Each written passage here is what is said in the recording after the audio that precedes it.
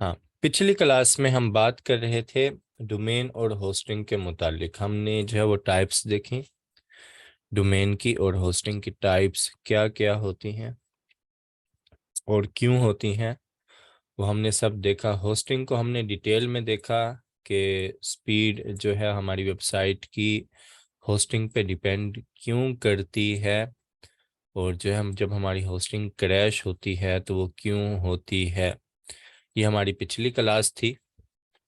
आज की क्लास में वहीं से आगे कंटिन्यू करते हैं। अब जो है हमारा डोमेन सिलेक्ट आपने कैसे करनी है, डोमेन सर्च आपने कैसे करनी है। डोमेन सर्च करना भी एक आप कह लें स्किल है कि आप एक अच्छी डोमेन बाय कर जो है वो सर्च कर लेते हैं जो आपको अवेलेबल भी होती है, तो ये भी एक स्किल है।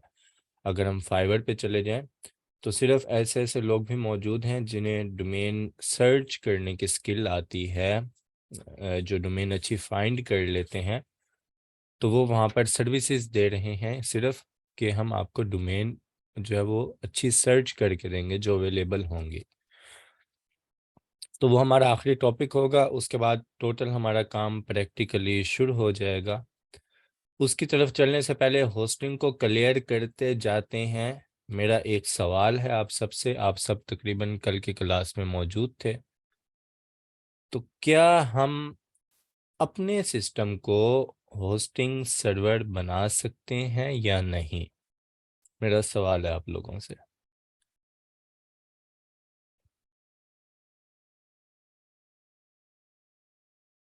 चलें जी, यस बना सकते हैं। यस यस, अगर लाइव आईपी हो तो बना सकते हैं। Yes yes. अच्छा, फिर बनाते क्यों नहीं हैं? दूसरा सवाल।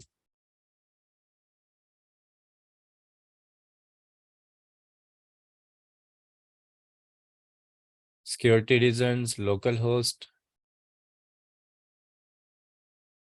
क्योंकि गूगल उसको एक्सेस नहीं देता। नहीं, गूगल एक्सेस देता है। आप अगर अपने सिस्टम को as a hosting server use करना चाहें तो कर सकते हैं। हाँ, हम करते क्यों नहीं है? सबसे बड़ा इशू लाइट इशू और मेमोरी प्रॉब्लम। ये बिल्कुल सही बात रोमाना ने जो जवाब दिया है, एग्जैक्ट यही चीज़ है। एक तो हमारी मेमोरी प्रॉब्लम होती है, सिक्योरिटी इश्यूज भी इसमें इन्वॉल्व होते हैं, और उसके बाद लाइट का हमारा बहुत बड़ा इशू होता है, क्योंकि जो होस्टिंग सर्वर होते हैं वहाँ बड़े बड़े एसी लगे हुए होते हैं उन सिस्टम्स को ठंडा रखने के लिए, क्योंकि उन्होंने हमेशा चलना है, वो चल रहे हैं, वो सिस्टम कभी ऑफ नहीं होते। अगर मैं अपने कंप्यूटर को इस वक्त होस्टिंग सर्वर बना लूं, तो जब तक मेरा कंप्यूटर ऑन होगा उसका डाटा लाइव होगा, जैसे ही मेरा कंप्यूटर ऑफ होगा तो जाहिर है पीछे सर्वर ही ऑफ हो गया तो आगे वेबसाइट नहीं चलेगी, वो ब्लैंक हो जाएगी बिल्कुल। तो दूसरी बात ये कि मुसलसल फिर उस सिस्टम ने चलना है, क्योंकि आप जाग रहे हैं, आप सो रहे हैं, यूज़र कभी भी आपकी वेबसाइट को सर्च करता है, वो कभी भी एक्सेस चाहता है आपकी साइट तक, तो आपका सिस्टम हर वक्त ओके होना चाहिए। फिर इसमें बहुत बड़ी रीज़न आती है सिक्योरिटी रीजंस, कि हम अपना आईपी अपना सिस्टम इतना सिक्योर नहीं कर सकते, हमारी सिक्योरिटी पे इतनी हाई कमांड नहीं है अभी, जो कि सर्वर एक सर्वर पूरा सिक्योर होता है उसके आईपी सिक्योर वगैरह होने करने के लिए जो प्रोग्राम किए जाते हैं, तो उस वजह से भी हम नहीं करते कि हमारा पूरा सिस्टम जब हम उसे लाइव सर्वर पे डालेंगे अपने सिस्टम को तो वो हैक हो सकता है, और सारा डाटा वो जो है वो वायरस आ सकता है, इस तरह के बहुत से प्रॉब्लम है। फिर मेमोरी इशू भी इसमें आ जाता है कि हमारे सिस्टम की मेमोरी कैपेसिटी हमारे पास कितनी है। तो इस इन सब वजूहात की बिना पर फिर हम क्या करते हैं, हम जो ऑलरेडी सर्वर बने हुए हैं उन्हीं से ही होस्टिंग हम बाय कर लेते हैं, क्योंकि उनका काम है, बड़े बड़े सर्वर हाउस बने हुए होते हैं, प्रॉपर सिस्टम वहाँ पे इस तरह मैनेज किए जाते हैं कि उनमें कूलिंग का सिस्टम भी मौजूद होता है, बड़े बड़े एसी चल रहे होते हैं वहाँ पर, जो गर्मी सर्दी वो उस हिसाब से टेम्परेचर उन्होंने मेंटेन रखना होता है सिस्टम का, प्रोसेसर का, तो मुसलसल फिर चल रहे होते हैं। फिर बैकअप के भी उनके पास बहुत सारे ऑप्शन होते हैं कि आपको बैकअप सिक्योरिटी भी देते हैं कि अगर उनके किसी एक सिस्टम में कहीं पे, जैसे अभी फेसबुक का आपने देखा होगा, कभी कभी मसला करने लग जाता है फेसबुक। अभी बीच में 3-4 माह पहले चले जाएं तो तुर्की में जो एक सर्वर है फेसबुक का, उसमें आग लग गई थी जिसमें काफ़ी सारा डाटा उनका लॉस्ट हो गया। लेकिन उनके पास बैकअप ऑप्शन मौजूद होते हैं, तो वो चीज़ें फिर उनकी वेबसाइट्स वो चीज़ें बंद नहीं होती। तो यहाँ तक मेरे ख्याल से होस्टिंग का कॉन्सेप्ट आप सबका क्लियर हो चुका होगा। अब हम चलते हैं इससे आगे, जो है हमारा डीएनएस। अब डीएनएस का इसमें क्या काम है इस सब में? इस सब में डीएनएस का क्या काम है? डीएनएस का मतलब है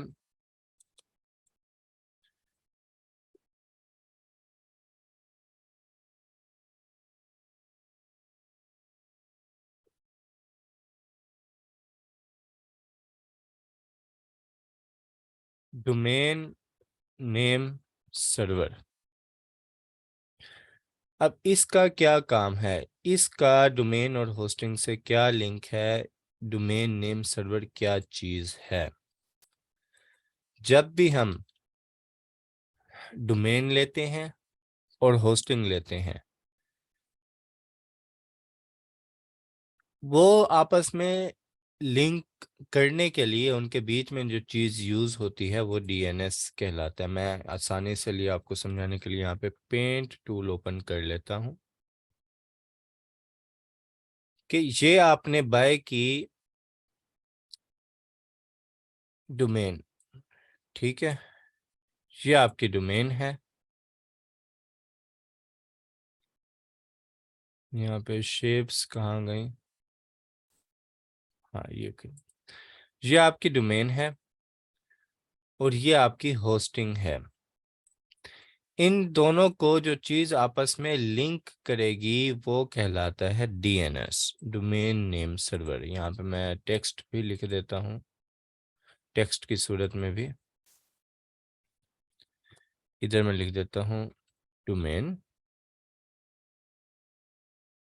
ये हो गई हमारी, और इधर हम कर देते हैं होस्टिंग।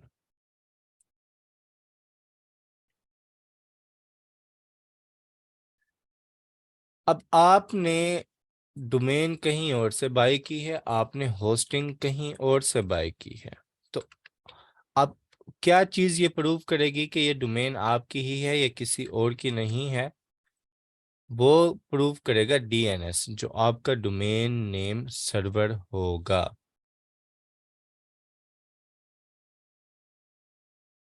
होस्टिंग गायब हो गया, आ गया। वो आपका प्रूव करेगा जो आपका होस्टिंग।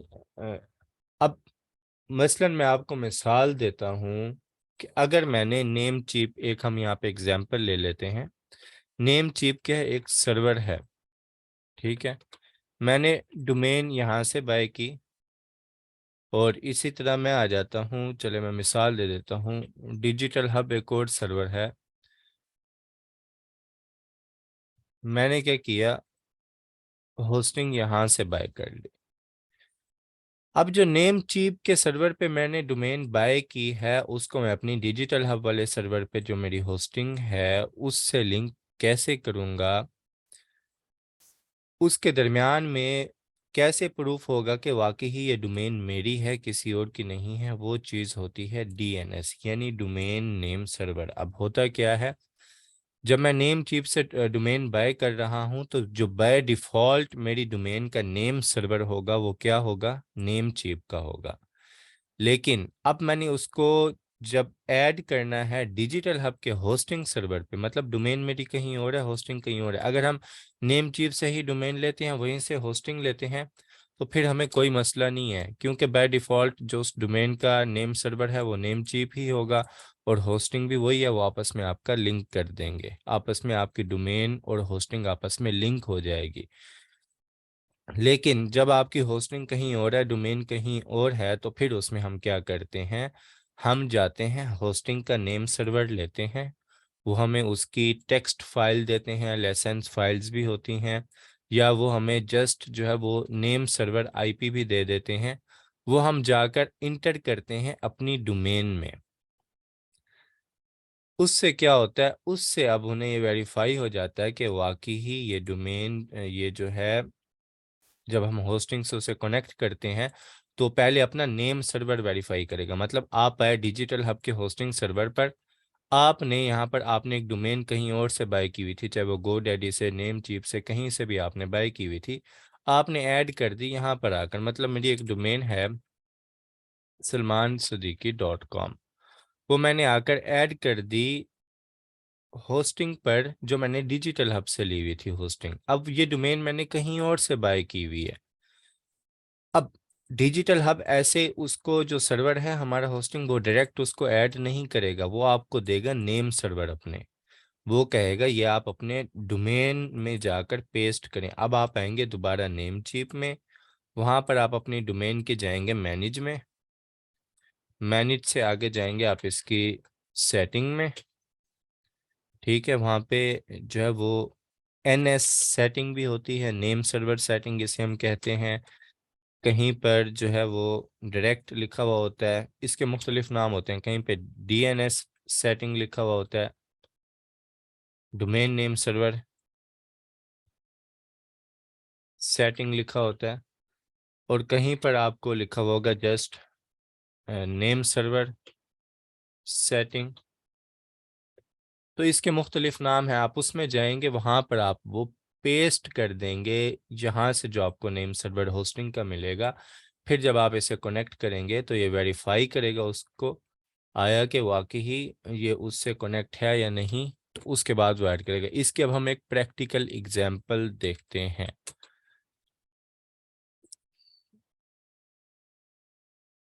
मैं आ जाता हूँ, मैं अपना सी पैनल ओपन करने लगा हूँ। मैं स्क्रीन अभी शेयर करता हूँ आपसे, सी पैनल अपना ओपन करके। अब मेरी एक डोमेन है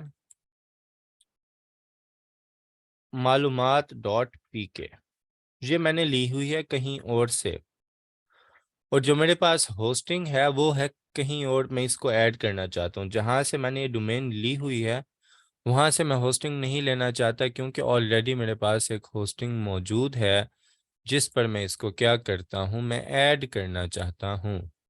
तो अब मैं क्या करूँगा, अब मैं आऊँगा पहले अपने उसमें क्या कहते हैं, सी पैनल में। सी पैनल की लुक कुछ इस तरह से होती है, इसको हम डिटेल से देखेंगे। अभी आपने परेशान नहीं हो जाना कि क्या चीज़ है, ये कहाँ से आ गई है, ये कैसे आ गई है। तो मैं आता हूँ यहाँ पर ऐड ऑन डोमेन में करता हूँ, और उसके बाद मैं दे देता हूँ यहाँ से, शायद ऑलरेडी यहाँ पे मौजूद हो, चलिए इसको हम कर देते हैं यहाँ से रिमूव।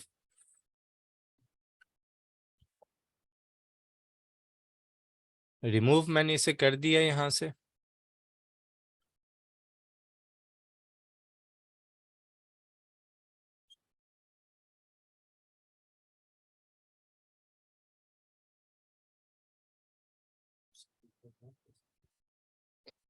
चलिए अब मैं आ जाता हूँ दोबारा उसमें, ऐड ऑन डोमेन में आ जाते हैं हम, सी पैनल में आता हूँ मैं, और यहाँ से मैं कर देता हूँ, मैंने इसमें एक डोमेन अपनी ऐड करनी है। ये मेरा होस्टिंग सर्वर है, उसका सी पैनल है। इसमें मैंने एक डोमेन है जो मेरी है मालूमात.pk, ये मैंने क्या करनी है, इसमें ऐड करनी है। तो मैं अब क्या करूँगा, यहाँ से पहले तो मैं आऊँगा डोमेन वाले ऑप्शन में, ये ऐड ऑन डोमेन का ऑप्शन है, इसमें मैं आकर ये अपनी डोमेन दूंगा और इसको ऐड ऑन डोमेन करूंगा, तो ये भी मुझे एरर दे देगा। ये कहेगा कि आप वेरीफाई करें कि वाकई ही ये आपकी डोमेन है। अभी इसे हम ऐड कर रहे हैं।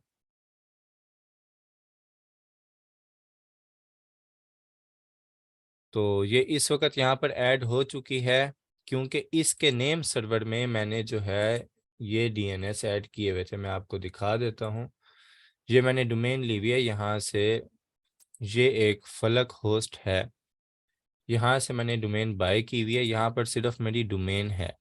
अब मैंने क्या किया, यहाँ से मैं आया, यहाँ पे ऑप्शन है मैनेज नेम सर्वर का।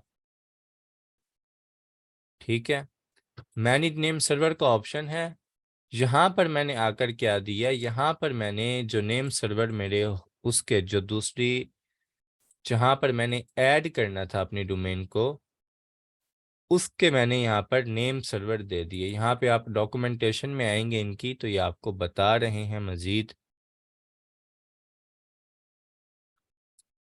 कि इस तरह जो है आप यहाँ पर अपनी डोमेन ऐड कर सकते हैं। उनके यहाँ पे नेम सर्वर भी मौजूद होते हैं। मैं रिपीट कर देता हूँ, मैं दोबारा आपको ना आसानी से समझा देता हूँ। चलो मैं दोबारा आता हूँ, इस सब को हम करते हैं ख़त्म।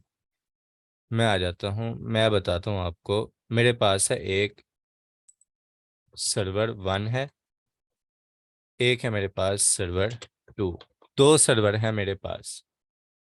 ठीक है, मैंने क्या किया है,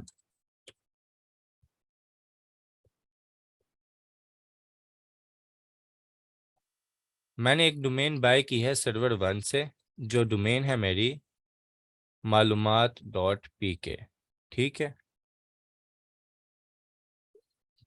सर्वर 1 से सिर्फ मैंने क्या किया है, मैं यहाँ पे लिख देता हूँ ऊपर, मैंने यहाँ से सिर्फ डोमेन लिया, मैंने यहाँ से होस्टिंग नहीं ली। सर्वर 2 जिसमें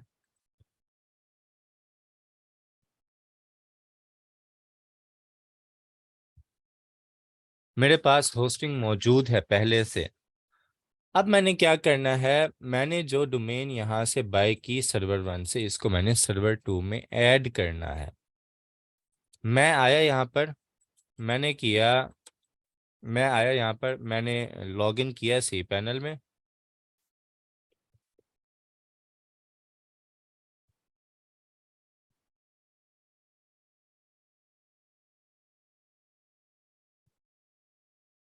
जो मेरी सर्वर 1 की डोमेन थी मालूमात.pk, वो मैंने क्या की, यहाँ पर लोग सी पैनल में अपने लॉगिन करके, यहाँ पे मैं लिख देता हूँ होस्टिंग सी पैनल, इसको मैं मज़ीद कंट्रोल पैनल कर देते हैं, चलें और आसानी से समझने के लिए। ये ऐड क्यों करेंगे, ये ऐड इसलिए करेंगे कि मैं यहाँ से होस्टिंग बाय नहीं करना चाहता सर्वर 1 से।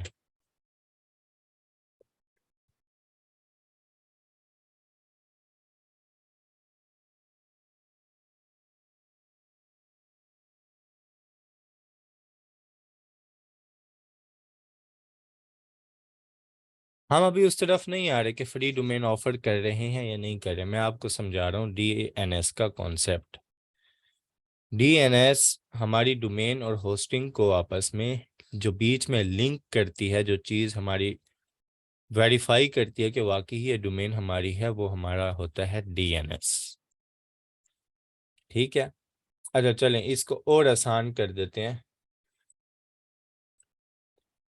अगर तो मैंने जो है ना सर्वर 1 से जो डोमेन ली है, मैंने होस्टिंग भी वहीं से ले लिया, फिर तो मुझे कोई मसला नहीं है। ठीक है, हाँ जब दो अलग अलग जगह से लेंगे। ठीक है,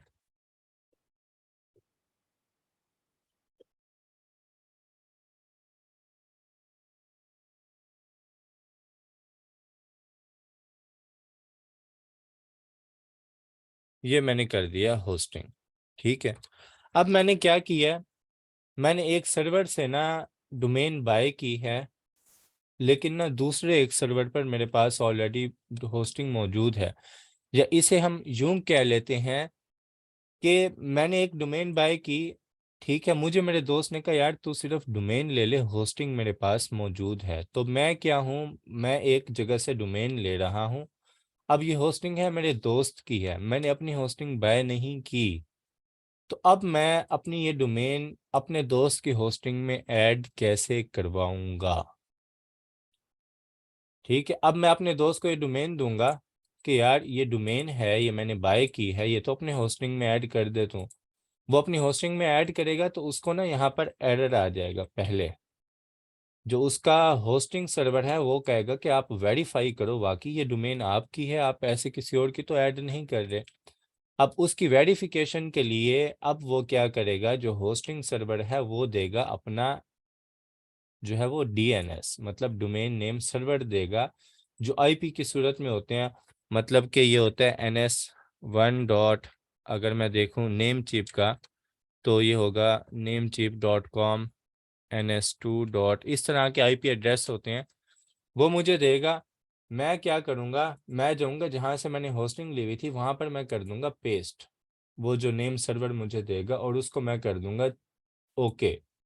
मैंने क्या किया, मैं दोबारा अपने होस्टिंग सर्वर 1 में आया, और यहाँ पर मैंने अपनी डोमेन की सेटिंग में जो होस्टिंग वाले नेम सर्वर थे वो मैंने पेस्ट करके उसको मैंने कर दिया सेव।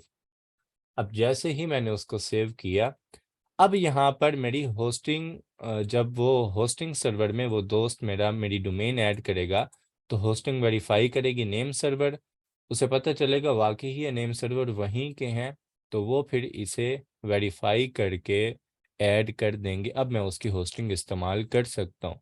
मतलब अब मेरी डोमेन मेरी दोस्त की होस्टिंग में ऐड हो चुकी है। अब मैं जो भी बैकअप उस पर चीज़ें इंस्टॉल करूँगा, वेब डिज़ाइनिंग करूँगा, तो मैं अब अपने दोस्त की होस्टिंग इस्तेमाल कर रहा हूँ।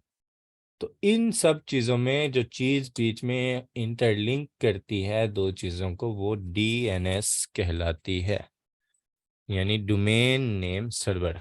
अब हम जो है इसमें किसी भी डोमेन का हम जो है वो सर्वर चेक कर सकते हैं कि इसका सर्वर कौन सा है। मतलब एक साइट है किचन executive.com, ये एक डोमेन है।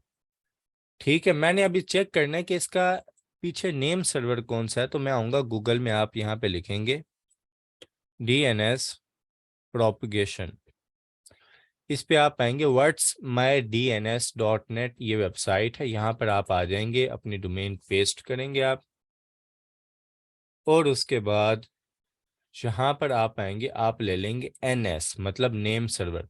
आप सर्च करेंगे तो ये आपको बता देगा सर्च करके कि इसके पीछे इसका नेम सर्वर कौन सा है। तो उसमें अक्सर औकात ऐसा भी होता है कि जब हम किसी डोमेन का नेम सर्वर तब्दील करते हैं तो वो टाइम लेता है कुछ चेंज होने में, तो उसकी प्रोपेगेशन हो रही होती है आपस में, वो हम यहाँ पे चेक कर सकते हैं। डोमेन अभी एक्टिव नहीं है, मैं कोई और लिख लेता हूँ यहाँ पर, इसका नेक्स्ट चेक करते हैं। तो देखें मुझे बता रहा है कि इसका जो NS है वो इस वक्त DNS1hoster.pk.com, ये सारे इसके एक्टिव हैं यहाँ पर, जिनके आके गुड का ऑप्शन आ रहा है।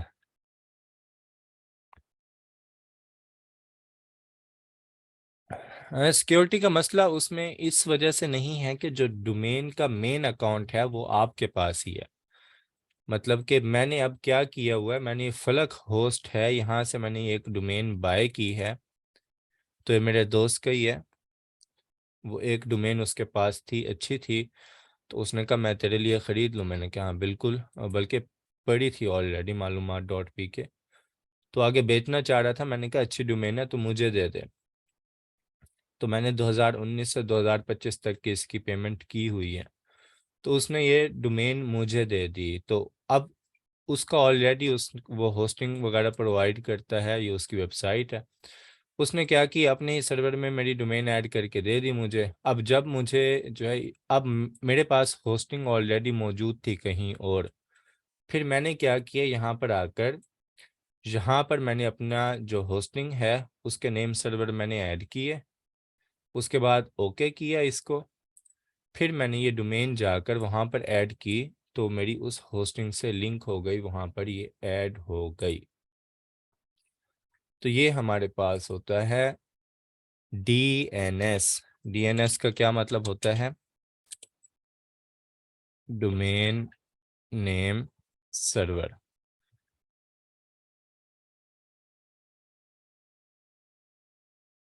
ये प्रोपेगेशन चेक कर रहा है कि उसमें ना सर्वर होते हैं कंट्री वाइज। तो जब हम अपनी डोमेन का अगर नेम सर्वर चेंज करते हैं ना, तो उसमें प्रोपेगेशन चल रही होती है। किसी मुल्क में हमारी वेबसाइट ओपन हो जाती है, उसका जो सर्वर होता है वो जल्दी हमारा जो डीएनएस है वो पिक कर लेता है। वो हमारी डोमेन को सर्वर से लिंक जब होती है तो वो जल्दी पिक कर लेता है। कुछ लेते हैं वो टाइम लेते हैं, जैसे हमारे ब्राउज़र में कैशे होते हैं। आपने देखा होगा अक्सर आप अगर ब्राउजिंग करते हैं तो बाज़ औक़ात कोई वेबसाइट होती है उसमें ना मसला आ रहा होता है आपका, तो फिर हम क्या करते हैं, हम अपने ब्राउज़र की सेटिंग में जाकर जो कुकीज़ होती हैं, कैशे होते हैं, वो क्लियर करते हैं, तो फिर वो वेबसाइट हमारे पास चलने लग जाती है। तो पीछे कैशे मतलब जो हमारा पुराना नेम सर्वर, जो नया नेम सर्वर, वो आपस में प्रोपेगेट कर रहे होते हैं कि अब कौन सा एक्टिव है। तो ये फिर सर्वर वाइज यहाँ पे कंट्री दिए हुए हैं, जहाँ जहाँ पे ओके हो जाए तो फिर उनके आगे टिक लग जाता है। तो ये तकरीबन सब जगह पे ही ओके है।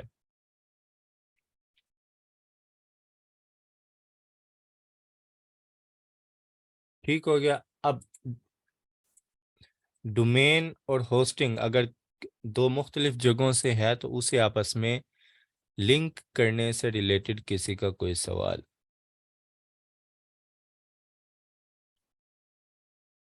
वो सब डोमेन तो हम वहीं से करेंगे ना, जिस होस्टिंग सर्वर में वो ऐड हो गई है अब, तो उसकी सब डोमेन्स हम वहीं पे क्रिएट करेंगे। अब मेरा जो यहाँ पर काम है, जहाँ से मैंने डोमेन बाय की हुई है, यहाँ पर मेरा काम सिर्फ इस डोमेन को रिन्यू करने के अलावा और कुछ नहीं है।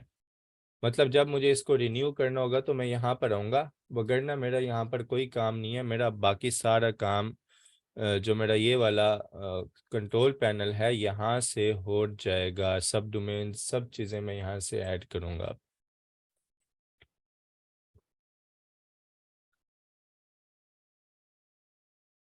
हाँ, ये अभी जब हम जाएंगे आगे सी पैनल की तरफ तो वहाँ फिर हम इसे प्रॉपर डिटेल से सी पैनल भी देखेंगे। तो आज की हमारी क्लास ये डीएनएस की थी। कल हम देखेंगे कि हम जो है बेस्ट डोमेन्स कैसे बाय फाइंड कर सकते हैं, और हम जो है एक्सपायर्ड डोमेन कैसे फाइंड कर सकते हैं। तो कल की क्लास हम इसमें होगी, क्योंकि कल हमारी हफ्ते की आखिरी क्लास है, तो उसमें आपको टास्क भी मिल जाएगा कि आप सब लोगों ने डोमेन्स बाय करनी है, वो फाइंड करनी है अपने लिए। तो 3 से 4 दिन होंगे।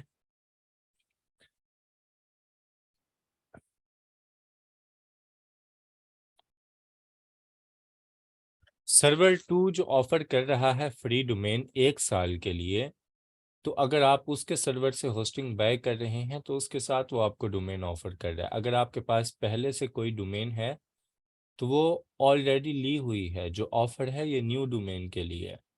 मतलब अगर आप न्यू डोमेन बाय करते हैं तो उसके लिए तो ऑफर है कि आपको वो फ्री दे देगा होस्टिंग के साथ। लेकिन अगर पहले से कोई डोमेन है तो वो फ्री में काउंट नहीं होगी। वो ऐड मतलब कि एज ए ऐड करेंगे आप उसे जाकर अलग ऐड ऑन डोमेन की सूरत में, कि आपके पास वो पहले से मौजूद है। तो बाकी कल की क्लास में हम ये दो टॉपिक देखेंगे कि हम बेस्ट डोमेन कैसे फाइंड करते हैं और एक्सपायर्ड डोमेन कैसे फाइंड करते हैं। और साथ ही आपको टास्क भी मिल जाएगा कि आपने अपने लिए डोमेन्स फाइंड करनी है।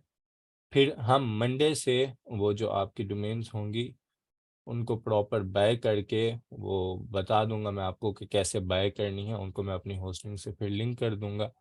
तो उस पर फिर हम आगे वर्डप्रेस इंस्टॉल करके प्रॉपर प्रैक्टिस की तरफ आ जाएंगे, जो हमारा वेब डिज़ाइनिंग का मेन कोर्स है। यहाँ तक किसी का कोई सवाल?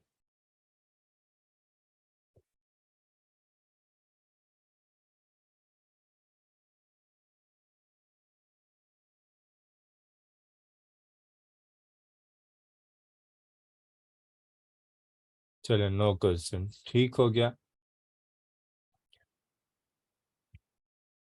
हाँ, डोमेन आप खुद भी बाय कर सकते हैं, लेकिन जिन लोगों ने जो है वो पेमेंट दी हुई थी डोमेन्स के साथ, तो उसको फिर हम बाय कर देंगे। सर, एलिमेंटेड प्रो इंस्टॉल होगा? एलिमेंटेड प्रो की तरफ तो आएंगे ना अभी हम। वेब डिज़ाइनिंग में जब हम कस्टम पेज डिज़ाइनिंग की तरफ आएंगे तो फिर हम एलिमेंटेड की तरफ भी आएंगे। अभी हम डोमेन बाय करेंगे, उसके बाद एक क्लास होगी हमारी सी पैनल पर। उस पे तो सब कुछ आपका फिर इंस्टॉल होगा ना प्रॉपर, हम आप उस पर प्रैक्टिस करेंगे तो ज़ाहिर है आपकी होस्टिंग से लिंक होगा, सब चीज़ें उस पर एक्टिव होंगी। डोमेन्स के अलावा फिर एक क्लास हमारी सी पैनल पर होगी, जहाँ से हम वर्डप्रेस इंस्टॉल करेंगे और हम देखेंगे सी पैनल में हमारे पास क्या क्या ऑप्शन होते हैं, जिसमें हम ईमेल्स वगैरह देखेंगे, बिजनेस ईमेल्स हम कैसे बनाते हैं, और इस तरह के सब डोमेन्स का क्या कॉन्सेप्ट होता है वो भी इसमें ही क्लियर कर देंगे हम सी पैनल वाले क्लास में। फिर आ जाएंगे जब वर्डप्रेस इंस्टॉल हो जाएगा, फिर आपका काम शुरू होगा। फिर आपके पास, अभी आपके पास टाइम है कुछ रिलैक्स होने का। जिनके पास ऑलरेडी डोमेन है तो जाहिर है उनके पास होस्टिंग वगैरह भी होगी, तो वो उसी पे ही प्रैक्टिस करेंगे। वो कल जब हम डोमेन्स क्लास देखेंगे ना, कल की क्लास में जब हम देखेंगे कि हम डोमेन्स कैसे बाय करते हैं,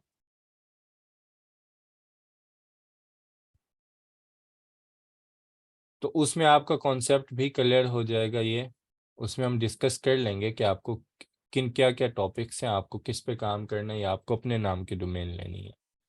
ये भी कल की क्लास में ही देख लेंगे हम, कि आपने ब्लॉगिंग करनी है तो आपको किस तरह की डोमेन फाइंड करनी चाहिए, आपने अपने नाम से अगर बनाना है तो आपको किस तरह की डोमेन फाइंड करनी चाहिए। stockcodeflow.com डोमेन काफ़ी जो है वो है, अट्रैक्टिव है, मीनिंगफुल है, लेकिन ना लेंथी है काफ़ी। तो हो सकता है कि फ्लिपा पे सेल हो जाए, लेकिन इतने ख़ास इसके ना वो शायद प्राइस ना मिले। हाँ, $100 ये इससे वहाँ तक चली जाएगी ये डोमेन। या बिडिंग में हो सकता है कि अगर कोई कोडिंग वाले आ जाएं बीच में तो वो हाई बिड भी लगा देते हैं फिर।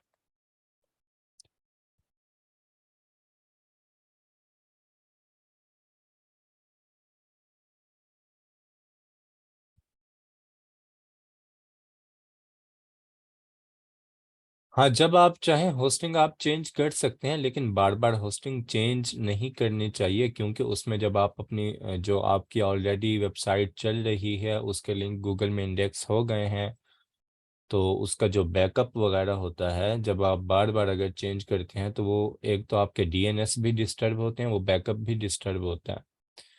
तो उसको फिर दोबारा अपलोड करना बैकअप वेबसाइट का, और उसको प्रॉपर उसमें कोई एरर है तो उसको सॉल्व करना, आज का भी कोई टास्क नहीं है। आज सिर्फ हमने देखा डीएनएस क्या होता है, डोमेन नेम सर्वर। वो हमने इसलिए देखा कि अगर आपकी डोमेन कहीं और से है, होस्टिंग कहीं और से है, तो मुख्तलिफ जगहों से है, तो आपको इस चीज़ का नॉलेज होना चाहिए।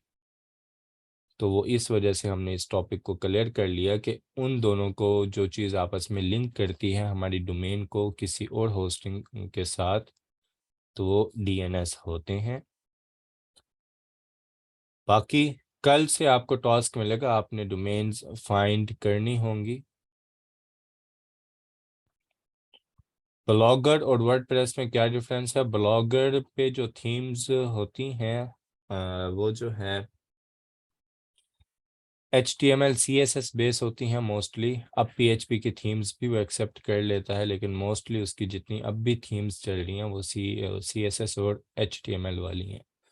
दूसरा डिफरेंस उसमें ये है कि ब्लॉगर उसमें आप अपनी डोमेन तो ऐड कर लेते हैं, लेकिन वो सर्वर आप गूगल का यूज़ कर रहे हैं तो वो एक लिमिटेड स्पीड मिलती है आपको उसकी, क्योंकि गूगल ने अपना सर्वर मैनेज करना होता है। वो फ्री होस्टिंग तो ऑफर कर देते हैं आपको, लेकिन वो एक लिमिटेड और ख़ास स्पीड मिलती है। फिर उसमें आपको कस्टमाइजेशन के इतने ज़्यादा ऑप्शन नहीं मिलते आसानी से, जितने हमें वर्डप्रेस में मिल जाते हैं।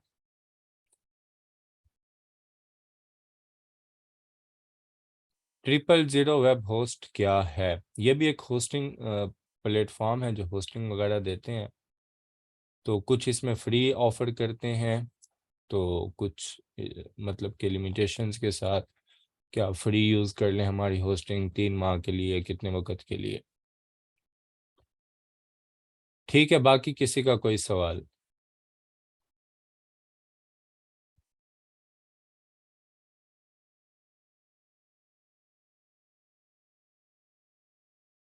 चलें, आज हमारा डीएनएस का टॉपिक भी क्लियर हो गया। कल आपको टास्क मिलेगा डोमेन्स फाइंड करने का, और कल हमारी क्योंकि जुमेरात है तो वो आखिरी क्लास होगी इस हफ्ते की, तो 2 से 3 दिन होंगे। वर्डप्रेस विदाउट होस्टिंग लाइव नहीं हो सकती वेबसाइट। जाहिर है आपने होस्टिंग तो चाहिए होती है आपको, कि आपने अगर, मैंने बताया था कि आपने सिर्फ अपना लोगो भी अगर लगाना है अपनी वेबसाइट पे, आपने एक डोमेन ले लिया है और आप चाहते हैं कि कोई उस डोमेन पे जब जाए तो सिर्फ आपका लोगो नज़र आ रहा हो, तो उसके लिए भी लोगो वो 20 KB का होगा, 1 MB का होगा, उसके लिए भी आपको स्पेस चाहिए। तो स्पेस आपकी होस्टिंग कहलाती है।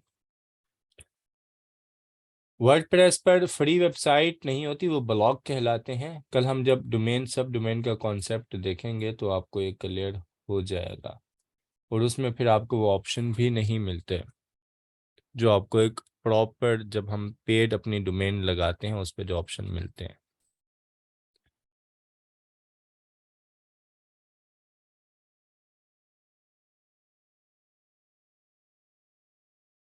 चलें, बाकी इंशाल्लाह कल की क्लास में मुलाकात होती है। मुझे दें इजाज़त। अल्लाह हाफिज़।